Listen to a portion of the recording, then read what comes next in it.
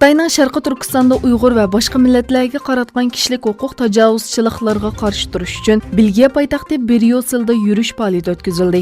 Belgiya Uyg'ur uyushmasi tomonidan uyushtirilgan faoliyatga nurg'un ommaviy tashkilotlar va turklar ishtirok qildi. Namoyishchilar bayonot e'lon qilib, Xitoydan Uyg'urlarga qaratgan irqiy va madaniyat qirg'inchiligini to'xtatishni talab qildi. Shuning bilan birga Bosniya Gersegovinaning poytaxti Sarayevoda Xitoy zulmiga qarshi namoyish o'tkazildi.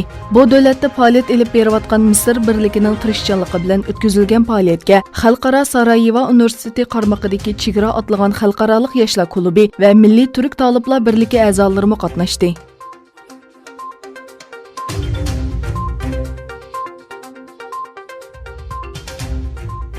Uyghur Akademiyasi icraiya reisi Abdulhamid Qaraxon Efendi, Ankara Üniversitesi o'qituvchisi dotsent doktor Erkin Ahmed Efendi bilan Ankaradagi Uyg'ur tadqiqot institutining yordamchi tadqiqotchilaridan Mamtili Mamtimin Efendi va Muhammad Ilhom Efendilar boshchiligidagi Sharqiy Turkiston hay'ati 13 yanvar dushanba kuni tushdan keyin Saadet partiyasi raisi Tamal Qaramulla o'g'li Efendi bilan ishxonasida ko'rishdi.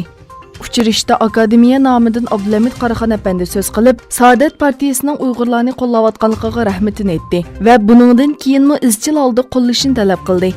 Orqadan Saadet partiyasi raisi Tamal Qaramulla o'g'li Efendiga Uyg'ur tadqiqot instituti tomonidan tayyorlangan jazo lagerlari to'g'risidagi doklad sunish bilan birga Uyg'ur akademiyasi tomonidan tayyorlangan vatan ichki sirtidagi hamda Turkiyadagi Uyg'urlarning mavjud masalalari kun tartibga kelib kelindi. Saadet partiyasi raisi Tamal Qaramulla o'g'li Efendi haqliq bo'lgan Sharqiy Turkiston davosini qo'llaydiganligini va qo'ldan kelishicha Turkiyada Uyg'urlarga yordamda bo'lganligini ifodaladi.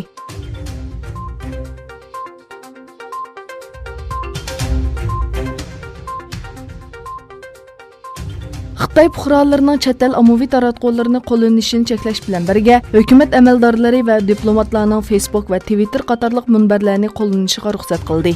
Xitoy Tashqi ishlar ministrligining bayonotchisi Geng Shuang bu orqali chet eldagi kishilar bilan texmi yaxshi aloqa qilg'ili bo'lganligini va Xitoy siyosatlarining texmi yaxshi tashviq qilinganligini bildirdi. Xitoyda Facebook va Twitter qatorliq chet el ommaviy taratqullari cheklandi. Bularning o'rnida ishlatiladigan WeChat va Weibo bo'lsa, doiralarning jamiyatni ta'qib qilishiga fursat yaratib bermoqda. Hong Kongda namoyishchilarning ommaviy taratqularni unumli qo'llanishining Xitoyning bularga qarshi andishisini kuchaytganligi ilgari surilmoqda.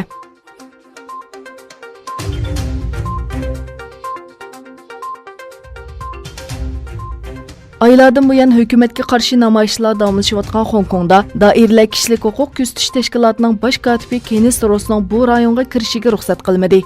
U kishilik huquq kuzatish tashkilotining yillik dokladini Hong Kongda axborot e'lon qilish yig'ini ichish orqali dunyoga e'lon qilishni planlagan.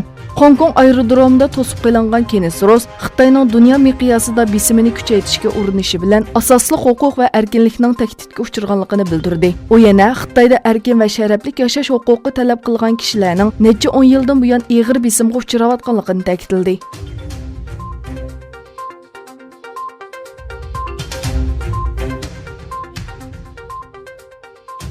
Liviyada urush to'xtatish uchun Moskvada o'tkazilgan uchrashuvlarda kelishimga imzo qo'yish o'qituvchi Xaftarning qaroriga bog'liq bo'lib qoldi.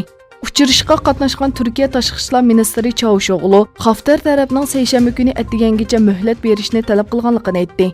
Moskvada o'tkazilgan Liviya suhbati haqida Rossiya tashqi ishlar ministri Lavrov bilan birlikda axborot e'lon qilish yig'ini o'tkazgan Çavuşoğlu urush to'xtatish kelishimi uchun kelishim modelllari tuzilganligini Birlashgan Davlatlar Tashkiloti e'tirof qiladigan Liviya hukumatining bosh ministri Sarashning kelishimga imzo qo'yganligini, lekin Xaftar tarafining bo'lsa seshanba kunigacha vaqt talab qilganligini bildirdi.